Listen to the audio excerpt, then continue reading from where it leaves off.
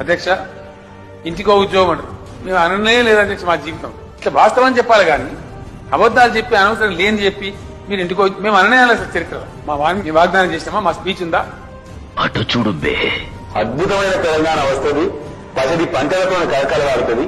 ప్రతి ఇంటికి ఒక ఉద్యోగం వస్తుంది. తాగినప్పుడు ఒక మాట, తాగు ముందుకు ఒక మాట. అరే నువ్వు రాష్ట్రానికి ముఖ్యమంత్రివా లేకపోతే వైన్స్లకు బార్లకు బానిసవా? నీకు ఒకవేళ గుర్తుకు లేకపోతే యూట్యూబ్ లో ఒకసారి ఓపెన్ చేసుకొని చూసుకో. నువ్వేం మాట్లాడినావు నీకు అర్థమవుతుంది కదా.